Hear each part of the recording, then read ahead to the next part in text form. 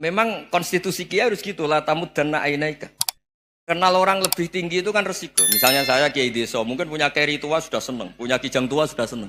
Gara-gara kenal Pak Wahid naik Camry, waduh kok saya kalah itu. Kenal orang itu kan resiko. Mungkin dosen-dosen sini kalau kenal saya di Rembang juga resiko. Di sini gak ada cium tangan, melihat saya dosen, wah gak enak jadi dosen. Jadi memang harus dibatasin. Sekiranya mungkin orang terus karena latamud dan nanawa ainaika ilham. Kamu jangan sering melihat orang lain yang mungkin secara lahir dapat nikmat yang lebih tinggi timbang Anda. Kalau kamu nggak bisa ngelola hati Anda bisa hasut, Anda bisa dengki. Paling tidak Anda bisa ada syukur. Saya itu sering didolani pejabat. Juga sering melihat pejabat di TV-TV. Naik mobil aja ada yang naikkan. Bahkan kalau wudhu itu anduk aja ada yang bawa. Itu kalau yang nggak kuat, wih naik jadi pejabat.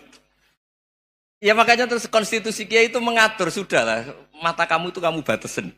Jangan melihat sesuatu yang potensi ya, potensi menjadikan Anda tidak apa syukur. Jadi saya mohon, ini memang konstitusi saya sebagai Kiai, jadi saya, tapi di hati saya tetap akrab. Saya doakan semua untuk UI, untuk semua orang Indonesia kita doakan. Kita ingin semuanya tambah baik, tambah baik. Ya, Assalamualaikum warahmatullahi wabarakatuh. Sehingga di beberapa riwayat dijelaskan ada orang yang 500 tahun ibadah, nggak pernah maksiat. Ditanya sama Allah, kamu masuk surga karena apa? Karena ibadah saya ya Allah.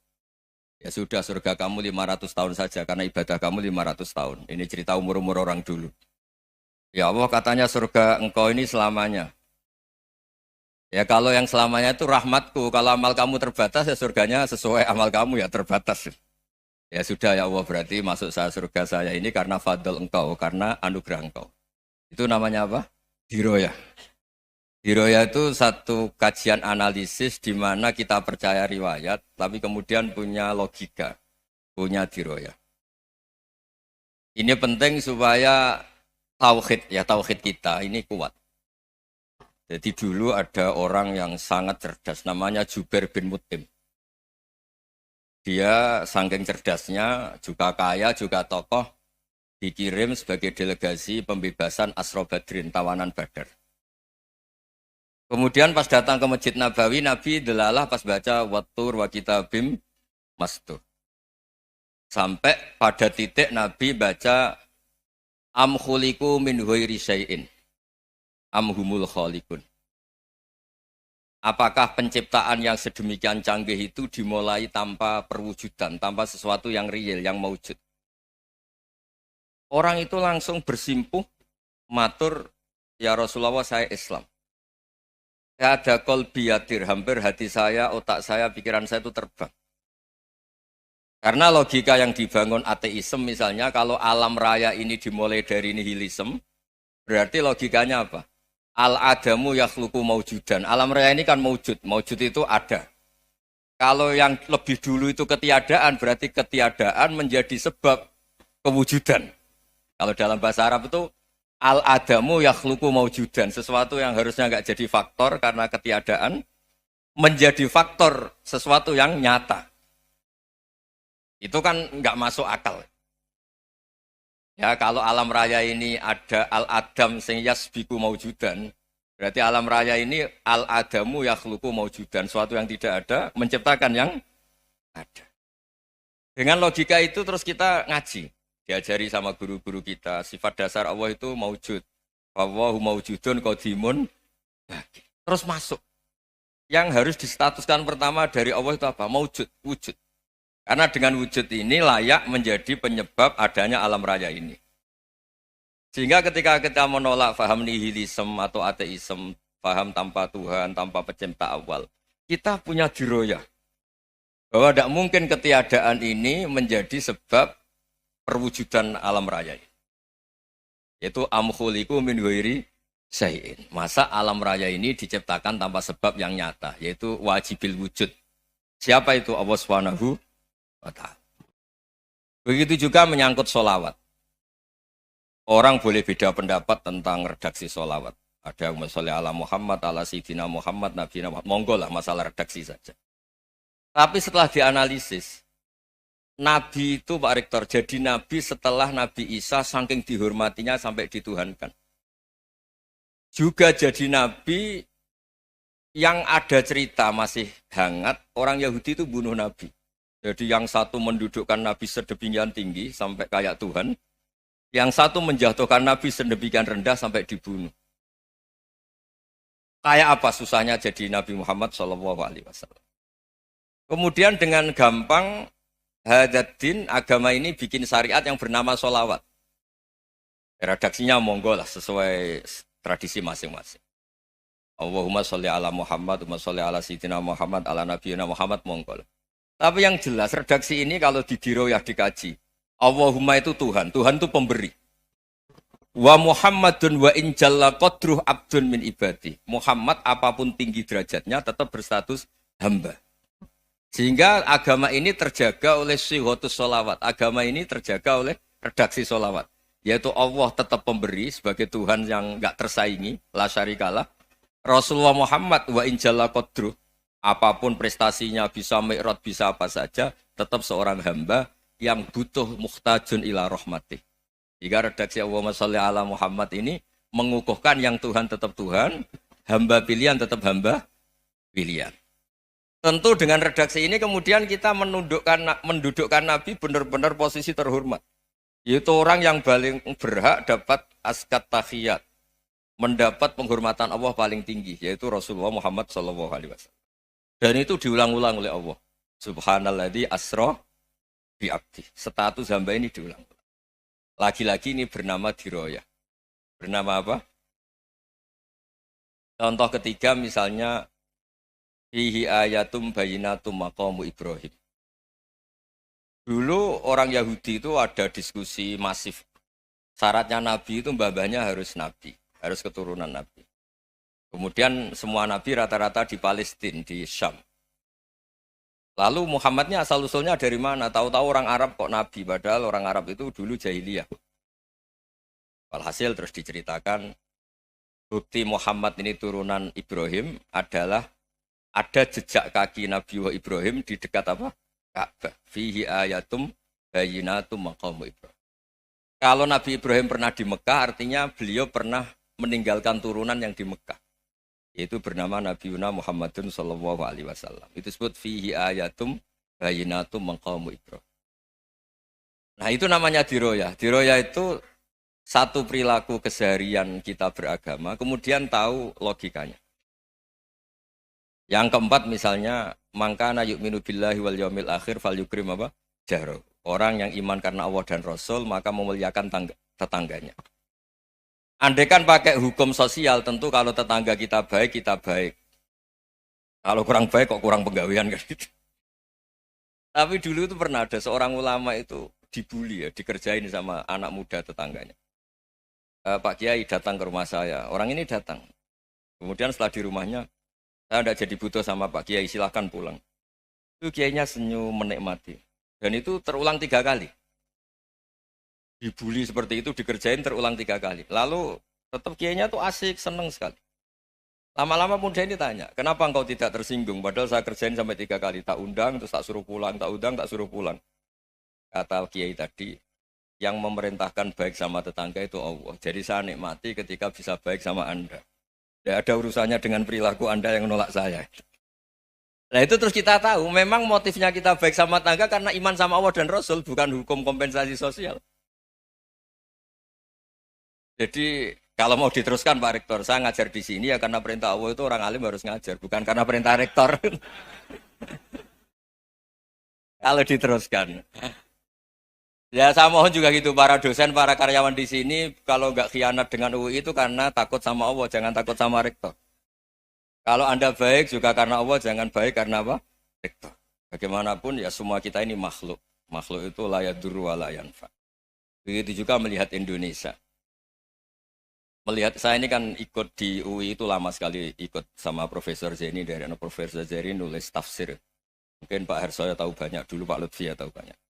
Tapi saya memang nggak pernah terbuka karena ya memang nggak ingin sebenarnya.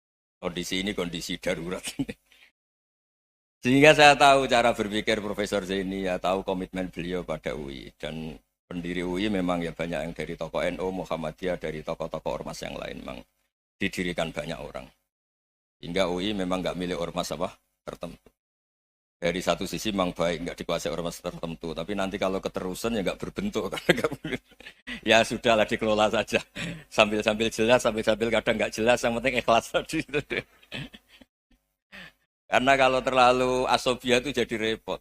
Kita ini yang nekuni fikih itu tahu. Kalau tidak kuno itu madhabnya Hanafi. Kuno itu madhabnya Syafi'i. Tahu-tahu seakan-akan Imam Syafi'i itu NU, Imam Abu Hanifah itu Muhammadiyah. Padahal ini orang-orang yang sebelum NU dan apa? Ahmadiyah. Jadi kalau kita yang nekuni ilmu itu biasa saja dengan perbedaan.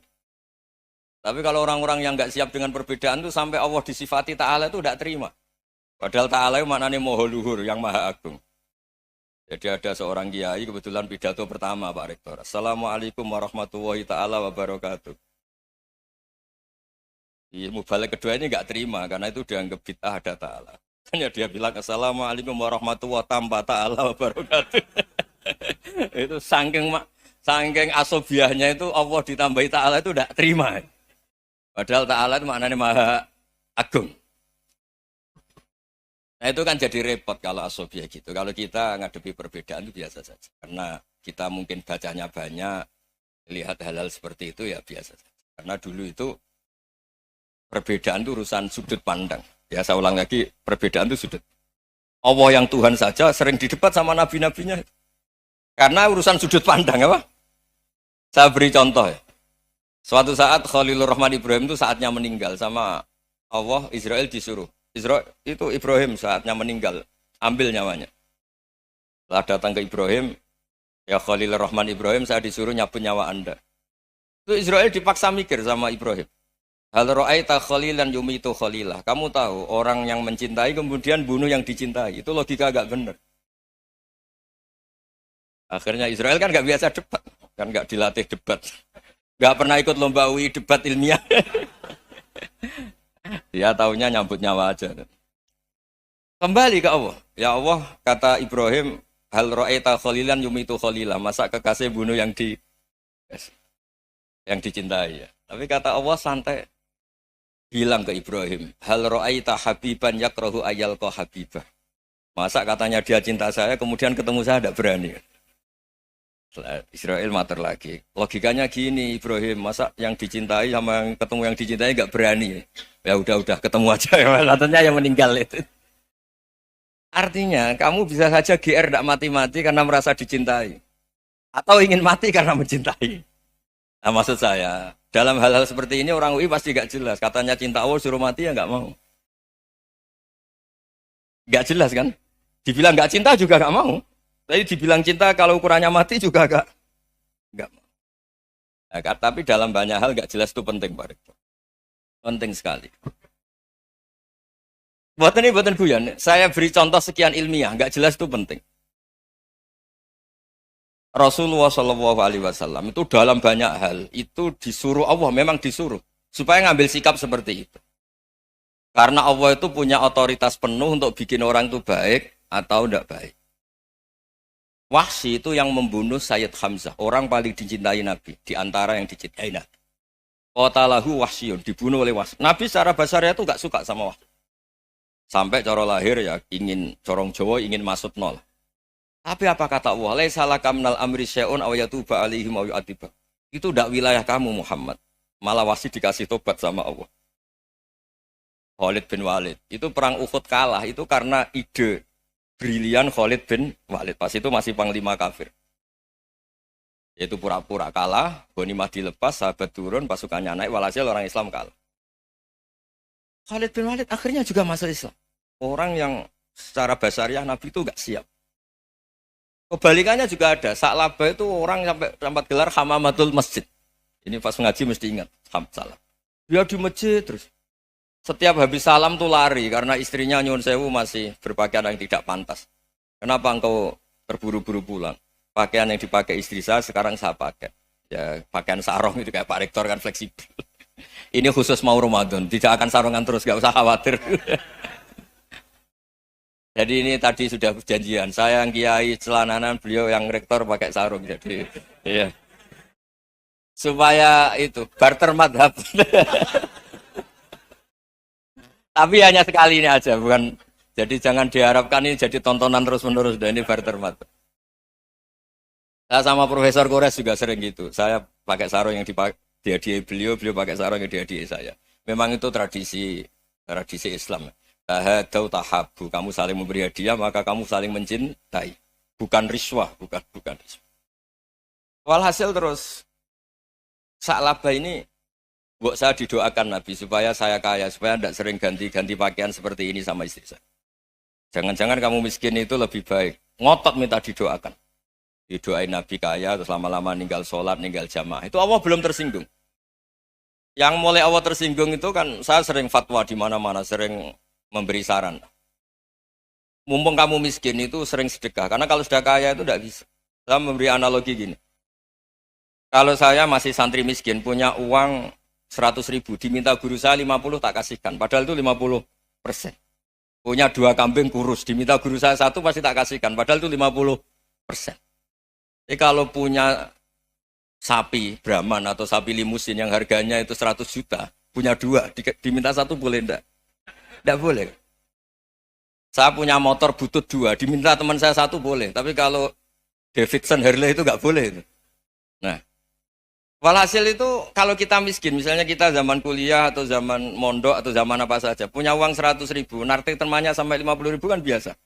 Tapi setelah 1 miliar, berani enggak kamu kasihkan 500 juta? Sama-sama 50%. Enggak kan? Nah Sa'labah gitu, ketika zakat masih per 40 kambing 1 kambing itu sebenarnya kan masih ringan. 41, 82. Kambingnya itu sudah mabenal jabalen. Barang dihitung zakat karena sudah ribuan, jumlahnya sampai 400 kambing. Banyak lah pokoknya. Terus kata Sa'labah, ini pemerasan. Karena jumlahnya besar. Allah tersinggung karena nabinya dianggap narik zakat itu dianggap khorat, dianggap pemeras.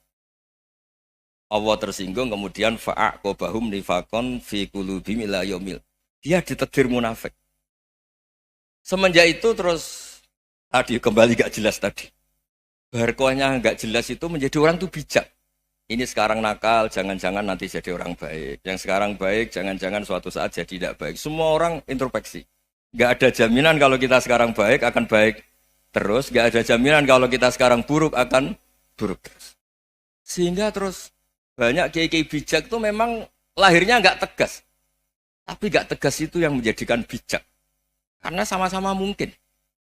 Itu yang disebut laisa laka minal amri syai'un aw yatuba alihi mau yu'adzibum. Itu tidak wilayah kamu. Ketika Allah mengomentari orang munafik juga wa yu'adzibal munafiqina insya'a aw yatub. Bisa saja ada yang disiksa, bisa saja ada yang dikasih tobat. Karena pola yang kita analisis itu semuanya menurut kita. Bukan menurut kemaslahatan orang apa? Banyak. Saya punya sekian contoh cerita. Orang yang sowan kiai baik-baik, mungkin bawa gula atau salam tempel, tidak tahu lah. Itu tidak mesti jadi wali. Tapi Kali Joko yang kenal Sunan Bonang, itu kenalnya itu karena ingin begal. malah jadi wali. Tapi tidak usah dicoba. Umar itu nyari Nabi itu mau dibunuh. Tapi malah tobat jadi orang baik. Jadi ini penting ngaji ya, supaya tidak tegas itu, tidak jelas itu kadang baik. Nah termasuk saya juga termasuk dia yang milih tidak jelas. Saya sering gojlok ini, Fajar Hadili ini murid-murid saya sering saya gojlok. Kalau semua sistem pendidikan kayak kampus, kayak UII, kayak UIN semuanya, itu sistem yang bagus. Karena tertib jam kuliahnya jelas, mata kuliahnya jelas. Kalau di pesantren itu Pak Arso, itu nggak tertib. Tapi justru itu enak, ketemu di jalan orang berani tanya. Nah ini kalau mbak-mbak misalnya menstruasi, mau belajar haid nunggu semester berapa baru tahu. Itu bisa sekian tahun nggak sholat karena nunggu pelajarannya baru diterangkan. Mau haji juga gitu, nunggu mata pelajaran haji. Kalau nggak jamnya, nggak mau dosennya ngajar. Ya, kalau kiai kan enggak, ketemu di jalan tanya, dijawab. Jam berapa juga dijawab. Artinya Indonesia itu berkah, ada sistem kampus yang tertib. Ya semoga termasuk tertib gajinya. Tapi tertib gajinya itu juga sebenarnya rugi. Saya sering ada pegawai negeri Gus, tolong doain saya jadi PNS enak jadi. Gajinya tetap. Kata saya nggak mau kalau gaji saya tetap. Kok bisa Gus enak tiap bulan mesti dapat gaji. Kalau tetap nggak naik-naik kata saya. Kalau kiai gajinya nggak tetap, tapi di atas yang tetap kata saya. Artinya Indonesia itu berkah. Kalau semuanya pakai sistem pendidikan setertib ini, orang mau tanya haid ya nunggu pelajaran haid. Bab haji ya nunggu pelajaran haji. Tapi kalau ketemu kiai itu enggak. Ya pokoknya saya pernah di pasar, Gus mau tanya. Tanya apa? Anak saya sih keluar darah terus gini-gini. Padahal biasanya haid hanya 7 hari gini-gini. Ya sudah kembalikan ke biasanya rudat ilal adat. Itu enggak usah sowan ke rumah. Juga enggak registrasi dulu, enggak daftar dulu. Ya ini enggak nyindir cerita saja. Supaya ini bukti koalisi beneran. Jadi saya yang kiai enggak tertib jam, koalisi sama yang tertib jam. Jadi kalau semuanya sistem kampus, nanti pertanyaan itu enggak bisa on time, enggak bisa setiap saat. Makanya Indonesia itu berkah. Kiai-kiai yang alim yang di jalan-jalan banyak. Juga kiai yang di kampus dokter-dokter fikih banyak. Yang nekuni ilmu umum ya banyak. Macam-macam. Itu masalah itu kalau saling mengadili itu baru masalah. Misalnya kiai ngeluh, enggak enak jadi kiai, enggak punya gaji tetap. Yang dosen ngeluh, enggak dicium tangannya. Karena memang unik Indonesia itu. Kalau guru fikih kok dosen itu tetap nggak dicium tangannya. Karena pikirannya anak-anak itu, wong sudah bayar disuruh nyium. Itu kayak di alam sadar tuh gitu. Kalau kiai itu kan anak-anak nggak bayar itu. Ya opanya cium tangan itu. Makanya kalau kiai-kiai tidak keramat bisa mati karena cium tangannya doang itu bisa mati itu kiainya. Ya ini cerita. Supaya saling menghormati saling. Jadi kalau makanya itu pakar-pakar akhlak ya, pakar-pakar etika peradaban.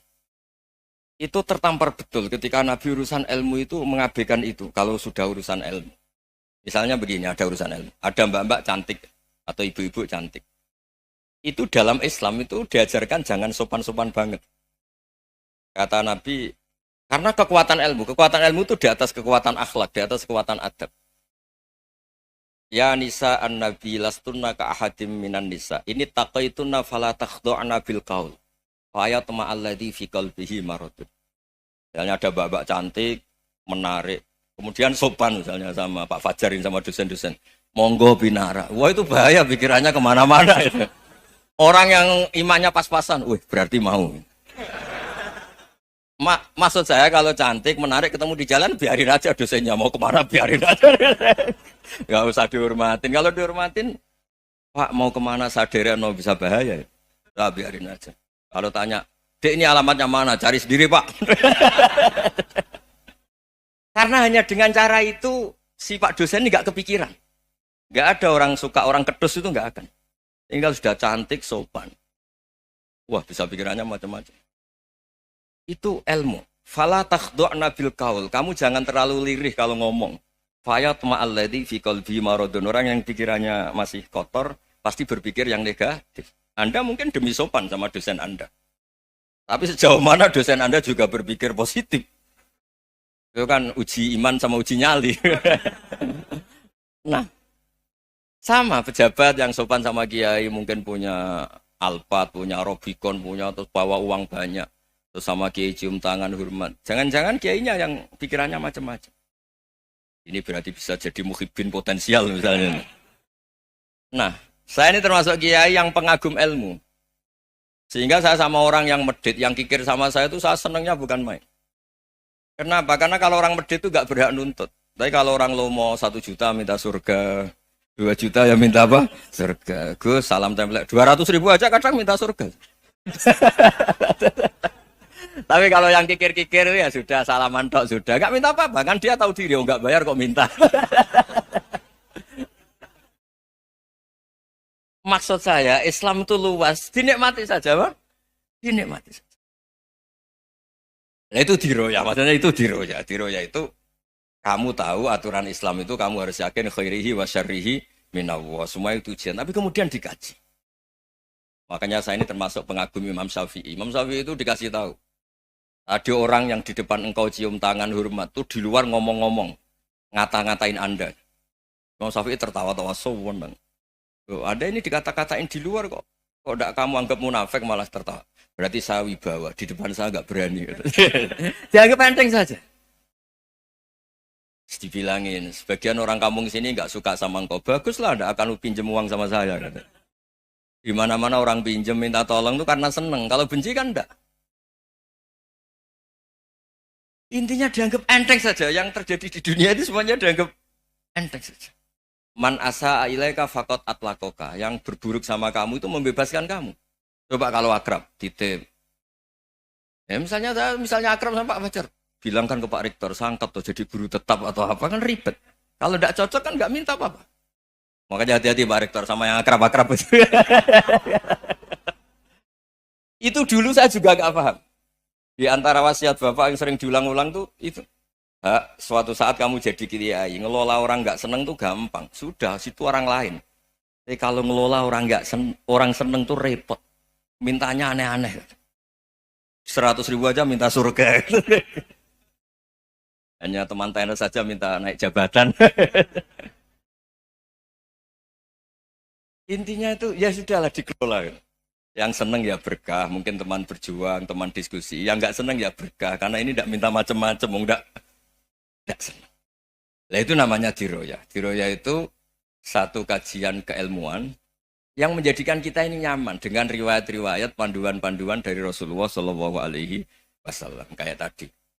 Kenapa sih tentang baik sama tetangga, baik sama tamu? Hitung-hitungannya itu mangkana yu'minu billahi wal yaumil. Saya pernah dicium sama orang miskin yang akut, miskin betul. Itu tak ajarin, Anda ini lebih hebat ketimbang orang-orang kaya. Misalnya gini, misalnya ada komunitas rektor atau kiai besar. Saya ini kata orang banyak termasuk kiai besar. Mungkin kalau pinjam uang itu karena mau beli mobil, aksesoris mobil, karena kita kiai top atau rektor atau orang-orang top. Kalau sesama orang miskin itu pinjem-pinjemannya itu urusan beras, itu urusan nyawa. Keren mana? Nyelamatkan nyawa sama aksesoris mobil. Nyawa. Jadi pahala kamu pasti lebih besar itu. Itu senengnya jadi orang miskin terus keterusan sampai sekarang. Itu. Lo coba kalau menteri sama menteri, rektor sama rektor, kira-kira pinjamannya apa Pak Arso? Kan kalau mau beli mobil atau mau umroh VIP, pokoknya yang keren-keren. Kalau orang miskin pinjam karena apa? Makan kan? Beras kan? Makanya kalau yang sedang miskin monggo lah, kalau ingin teruskan. Maksud saya Islam itu seenak itu. Islam itu segampang itu. Sudahlah yang sedang miskin ya keren. Karena sekali sosial itu urusannya apa? Nyawa. Tapi kalau miskin semua ya Indonesia bisa tutup kan. Ya sudah yang kaya-kaya itu saya mengatakan Indonesia karena bayar pajak yang menjadikan Indonesia berjalan. Tapi ya dipakai yang benar. Nah, begitu seterusnya. Ada kiai miskin cerita ke kita. Gus, enak jenengan alim, terus punya santri banyak, bisa ngajar di mana-mana. Saya bilang, hebat kamu. Dia hidup di daerah tertinggal. Itu yang diajarkan kan hanya tauhid. Kan nggak mungkin desa tertinggal baca fikih perbandingan madhab. Kan nggak mungkin. Oleh angka-angka Pak Fajar, Pak Sadali kan nggak mungkin. Fikih perbandingan apa? Madhab. Menyorot madhab dunia. Gaya angka-angka itu kan nggak mungkin. Tapi pertanyaannya, yang menyelamatkan masuk surga itu tauhid apa perbandingan madhab? Tauhid. Ini hanya mengajarkan fardu kifayah, sunat-sunat. Ini Anda mengajarkan fardu ain. Surganya dulu kamu. Oh terus senangnya jadi kayak gitu. Karena yang diajarkan apa? Tauhid. Sementara kita yang gaya-gaya ini, ajarkan perbandingan apa? Adab, studi banding ke Al-Azhar kemana-mana. Ini enggak, tauhid. Dari orang nyembah pohon jadi nyembah Allah Ta'ala. Keren enggak? Keren. Jadi terus kiki sama saya senangnya bukan karena tak bela. Tapi ada yang agak kurang ajar, tanya saya. Kalau itu hebat, kenapa Gus gak mau jadi kayak gitu? Waduh. Wah ya repot kalau pertanyaan. Terus tak jawab, kalau saya jadi kayak gitu, kamu ngangsu ilmu dari mana coba? Ya dari jenengan, ya kalau sama gobloknya tidak bisa. Ya sudah, Gus aja yang jadi kayak besar. Maksud saya, ya sudahlah kita begini seperti yang saya ajarkan di sini, saya sarankan. Supaya orang itu tahu. Ini namanya diroyah, apa? Makanya kata Imam Ghazali itu kalau kamu ingin sopan gampang melihat anak kecil, wa aqallu minni dzamban, dia dosanya lebih kecil. Karena masih kecil kan tentu secara dosa enggak banyak.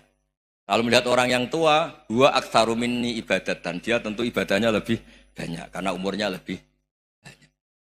Sehingga terus semua orang lain tuh di depan kita itu hebat. Ya semua orang lain sama misalnya Pak, ini rektor, Pak Fathul Wahid rektor. Tanggung jawabnya lebih banyak, berarti pahalanya lebih banyak. Tapi sama, ketika melihat Nyon Sewu, melihat pegawainya yang secara lahir di bawahnya, ini tanggung jawabnya enggak banyak, pasti salahnya juga enggak. Itu yang diajarkan Rasulullah SAW, sehingga enak. Tapi kalau kita melihat orang lain selalu salahnya, itu pecundang.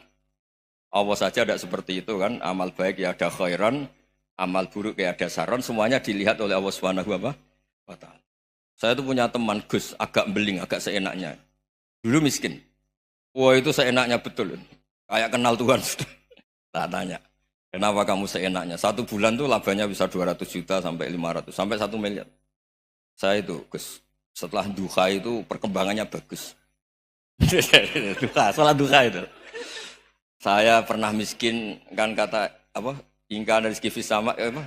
Wa ingkana qalilan, ya kalau fisama fa'anzilhu. Terus wa ingkana qalilan fakasirhu. Kalau sedikit perbanyak.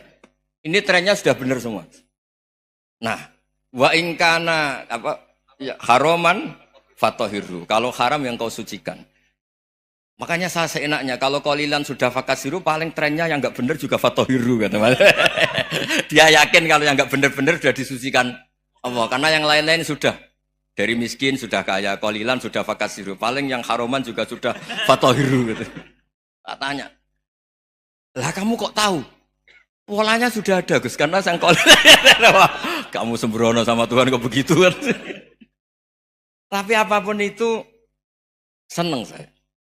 Seneng saya sering salah teh, makanya saya mohon yang sekarang miskin sedang miskin itu ya ndak usah nyesal banget-banget. Kalau ingin kaya monggo lah, namanya orang juga ingin. Ya, tapi Anda harus bangga. Sosial antar kalian adalah urusan nyawa dan itu pahalanya luar biasa. Supaya kita, nah yang kaya-kaya juga boleh GR lah, karena pembayar pajak. Dan itu bisa menyelamatkan apa? Indonesia Raya. Begitu seterusnya.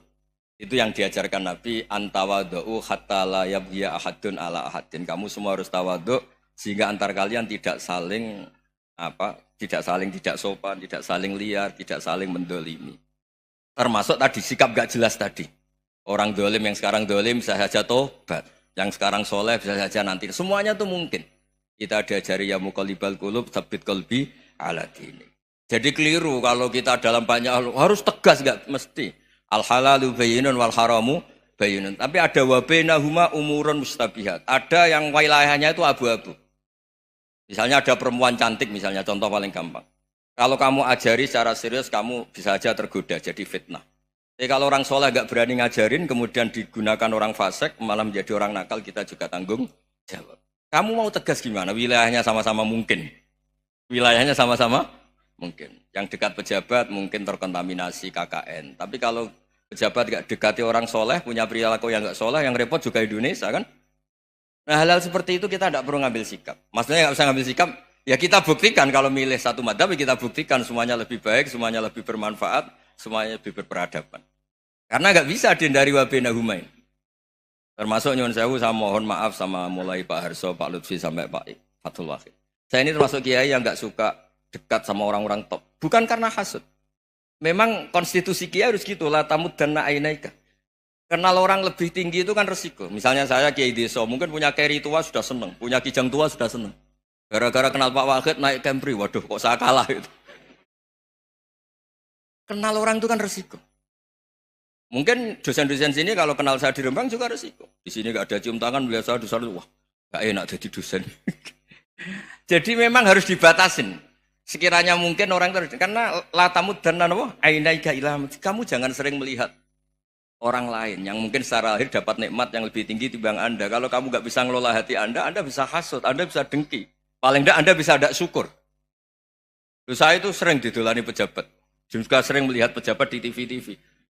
Naik mobil aja ada yang naikkan. Bahkan kalau wudhu itu anduk aja ada yang bawa. Itu kalau yang nggak kuat, weh naik jadi pejabat.